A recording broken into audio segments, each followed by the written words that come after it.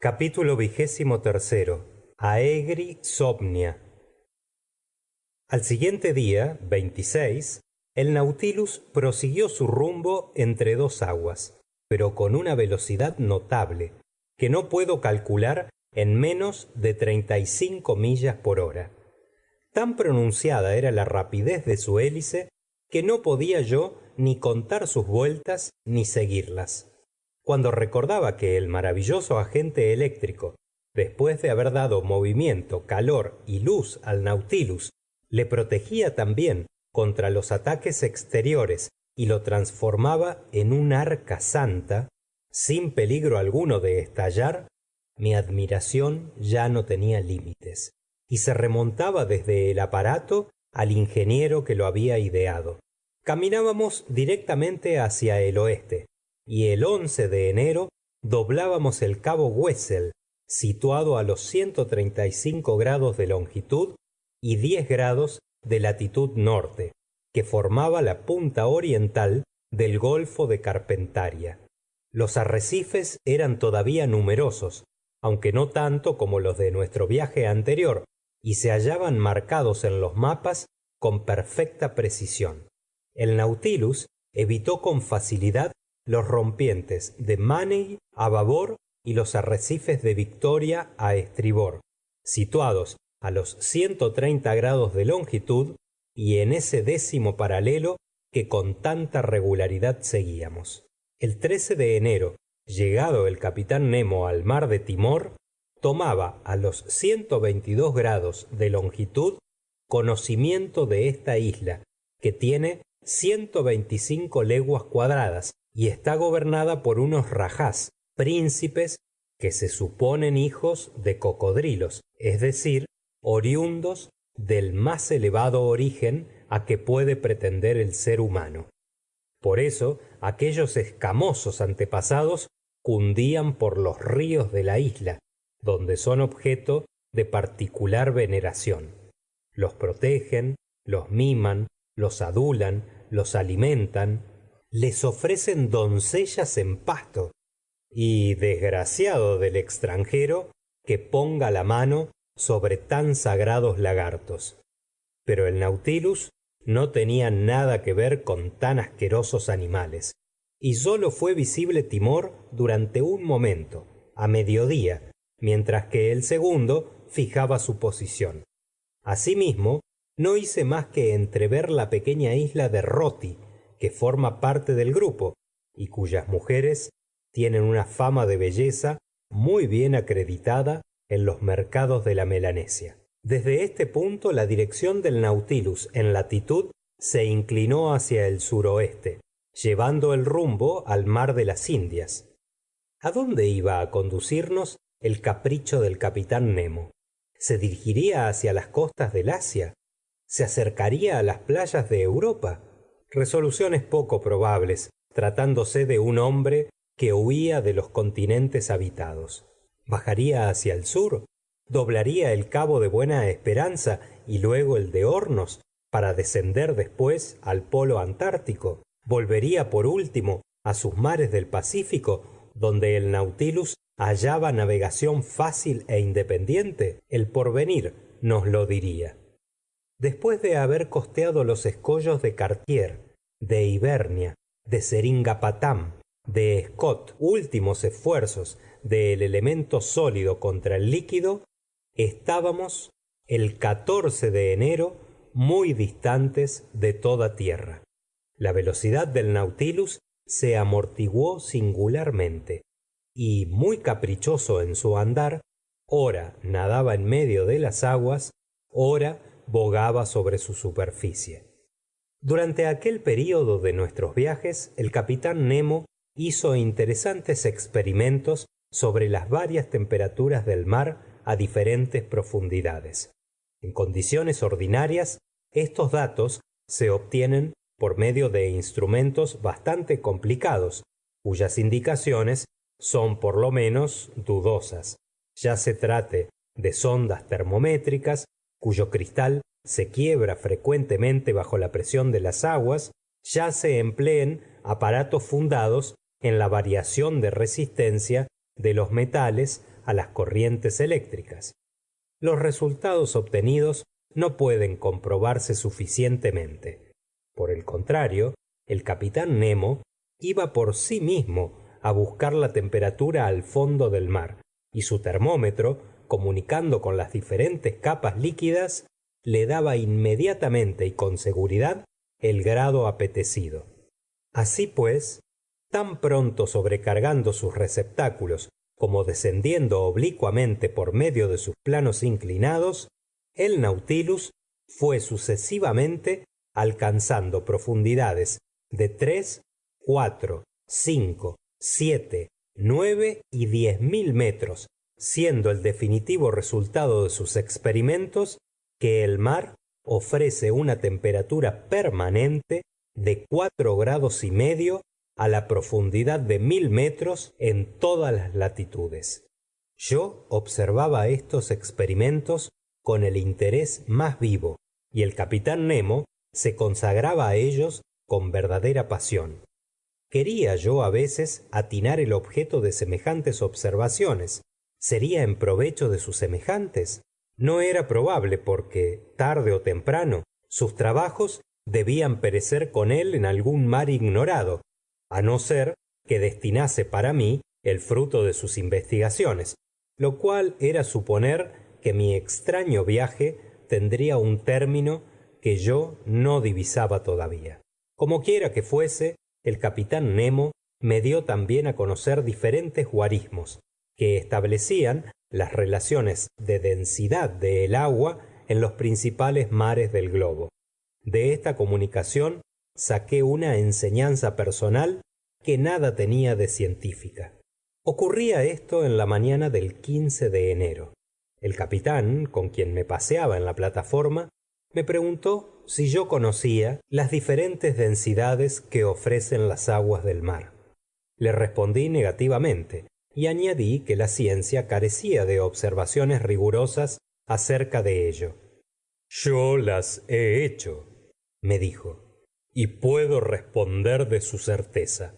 Bien, respondí, pero el Nautilus es un mundo aparte, y los secretos de sus sabios no llegarán hasta la tierra. Tenéis razón, señor profesor, me contestó después de algún silencio. Es un mundo aparte que pertenece a la Tierra tanto como esos planetas que acompañan el globo alrededor del Sol.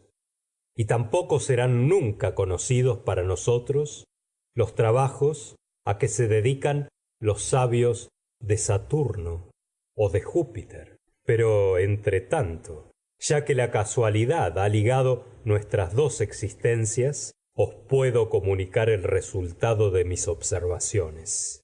Os escucho, capitán. Ya sabéis, señor profesor, que el agua del mar es más densa que la dulce.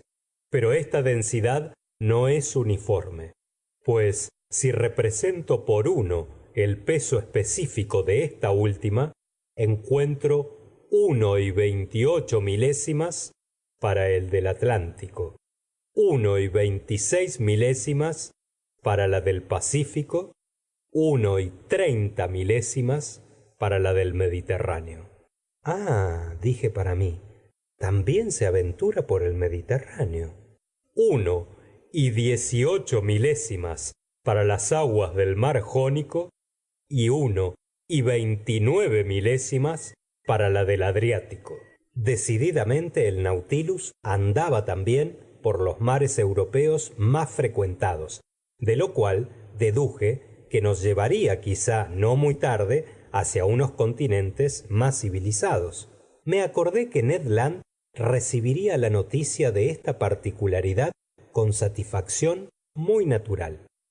Durante varios días nuestras jornadas se pasaron en experimentos de toda clase sobre la cantidad de sal a diversas profundidades, sobre la electrización del agua, su coloración, su transparencia, y en todas estas observaciones el capitán Nemo desplegó un ingenio que no fue igualado más que por su amabilidad para conmigo.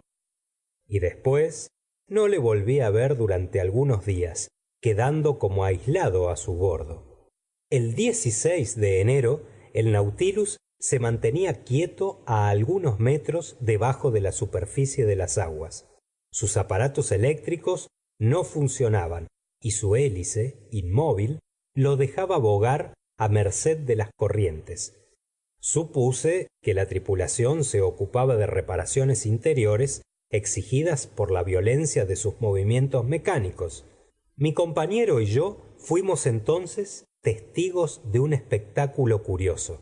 Las ventanas del salón estaban abiertas y como el Nautilus no se hallaba en actividad, reinaba en medio de las aguas una oscuridad vaga. El cielo, tempestuoso y cubierto de espesas nubes, no daba a las primeras capas del océano más que una claridad insuficiente. Observé el estado del mar en estas condiciones y los peces más grandes no aparecían sino como sombras apenas delineadas, cuando el Nautilus se encontró de repente inundado de luz.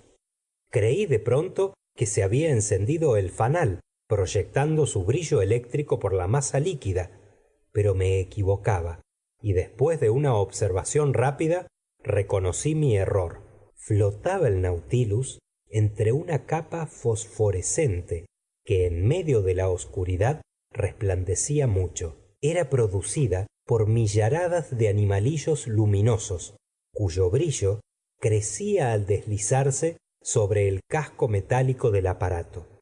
Se advertían entonces, en medio de las capas luminosas, ciertos relámpagos, cual si fueran chorros de plomo derretido en un horno ardiente, o masas metálicas caldeadas hasta el rojo blanco, de tal suerte que por oposición las porciones luminosas se tornaban oscuras en aquella masa ígnea, de la cual debían estar al parecer desterradas las sombras. No, ya no era aquello la irradiación apacible de nuestro alumbrado eléctrico. Había allí un vigor y un movimiento insólitos. Aquello era una luz viviente. Era en efecto una aglomeración infinita de infusorios pelagianos, noctílucos miliares, verdaderos glóbulos de gelatina diáfana, provistos de un tentáculo filiforme y de los cuales se cuentan hasta 25.000 en 30 centímetros cúbicos de agua. Y su luz se veía además duplicada por esos resplandores peculiares de las medusas, asterias, aurelias, foladéstatas y otros zoófitos fosforescentes, impregnados con la viscosidad de las materias orgánicas descompuestas por el mar, y quizá con las mucosidades secretadas por los peces. Durante algunas horas el Nautilus flotó entre aquellas capas brillantes, y nuestra admiración se acrecentó al ver cómo los grandes animales marinos jugueteaban allí cual salamandras. En medio de aquel fuego que no quema, observé unos marsuinos elegantes y rápidos, infatigables clowns de los mares, y unos histióforos de 3 metros, inteligentes precursores de los huracanes, cuya formidable espada hería de vez en cuando el cristal de la ventana. Luego aparecieron unos peces más pequeños, balistes variados, escomberoides saltadores, nasones y otros 100 que culebreaban en la atmósfera luminosa. Aquel resplandeciente espectáculo fue para nosotros un encanto. Quizá la intensidad del fenómeno era debida a alguna condición atmosférica, quizás se desencadenaba alguna borrasca sobre la superficie del mar, pero el Nautilus no sentía su furia y se mecía apaciblemente entre las tranquilas aguas a algunos metros de profundidad. Marchábamos así incesantemente embelesados por alguna nueva maravilla. Consejo observaba y clasificaba los zoófitos, los articulados, los moluscos y los peces. Transcurrían los días con rapidez y no los contaba ya.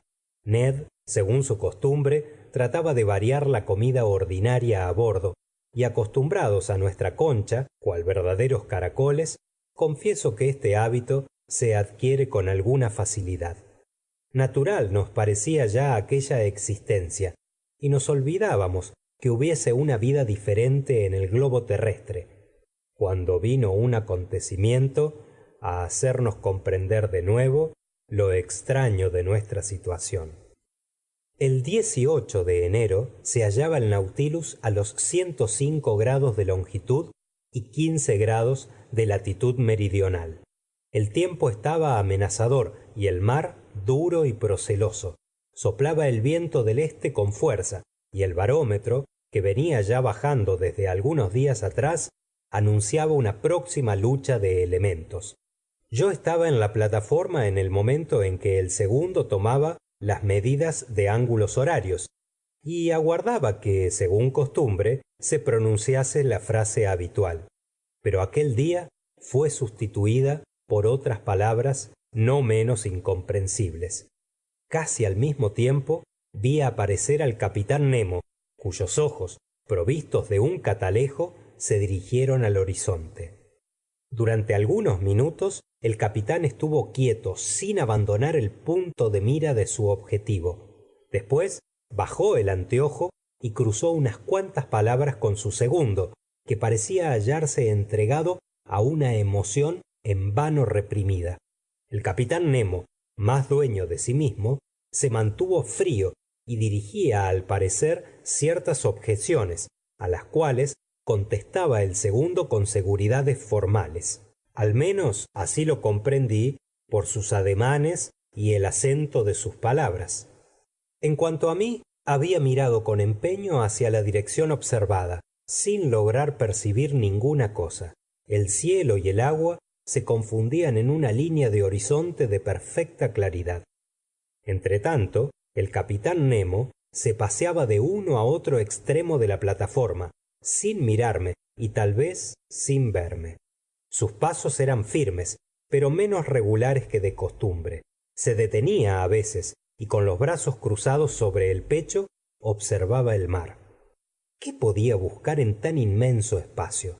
El Nautilus se hallaba entonces a algunos centenares de millas de la costa más cercana.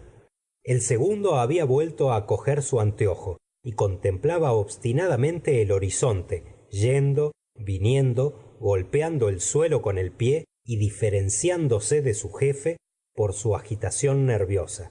Este misterio iba necesariamente a aclararse, y muy pronto, porque a una orden del capitán Nemo, la máquina, aumentando su fuerza propulsiva, imprimió a la hélice una rotación más rápida. Entonces el segundo llamó de nuevo la atención del capitán, y suspendiendo éste sus paseos, asestó el anteojo hacia el punto indicado, quedándose en observación mucho tiempo. Yo, por mi parte, excitada mi curiosidad, bajé al salón y traje un excelente catalejo, del cual me solía servir, y apoyándolo en el tambucho del fanal que sobresalía en la parte anterior de la plataforma, me dispuse a recorrer toda la línea del cielo y del mar.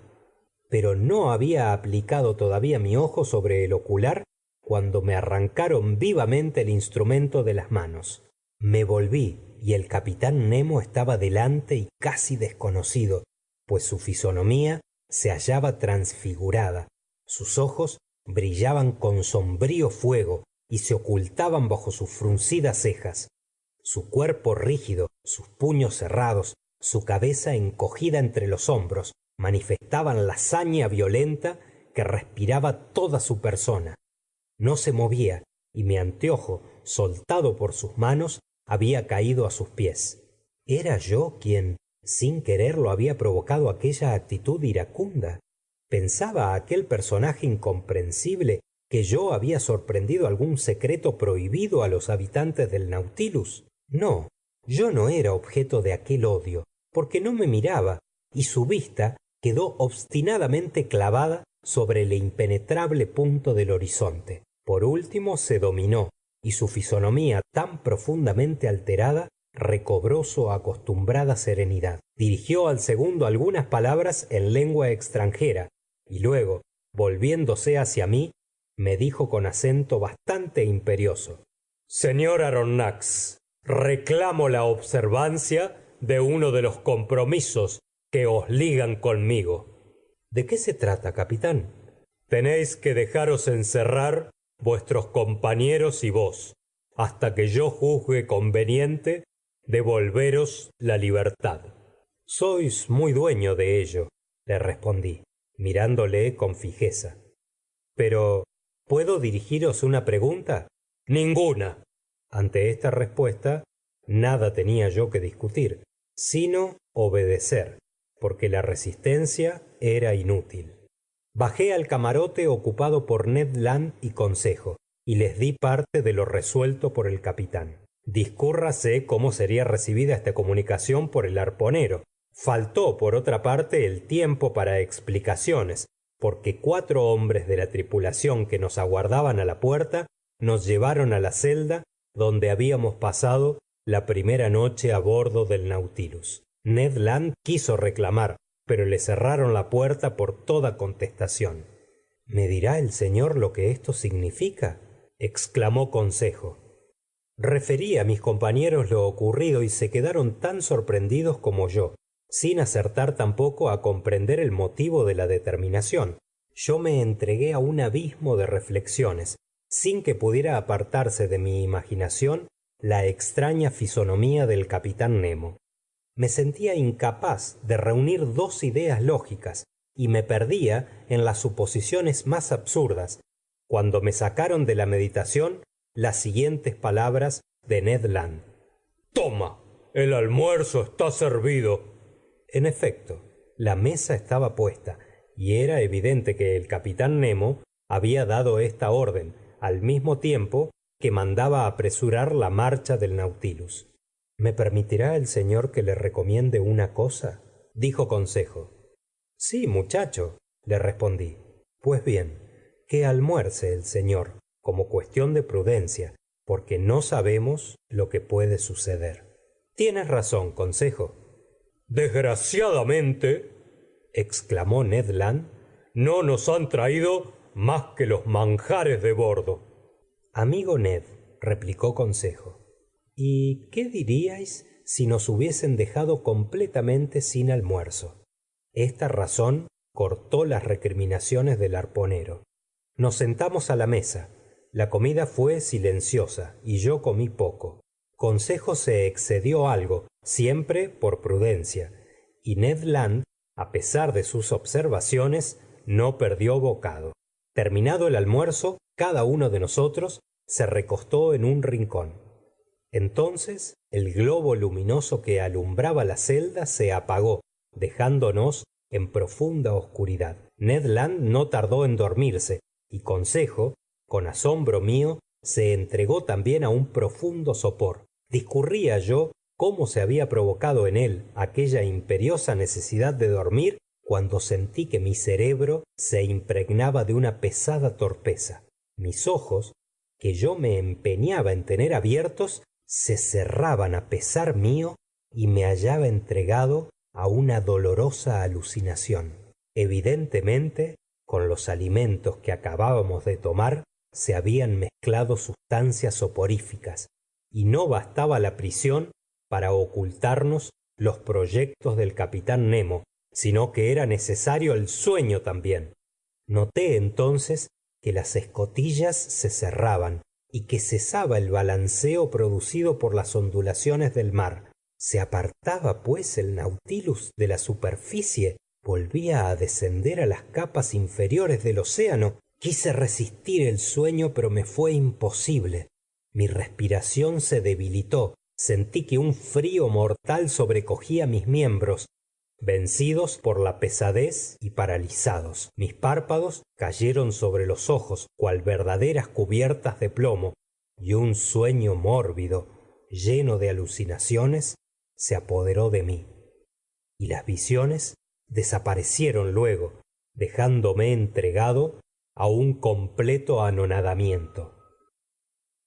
Fin del capítulo 23.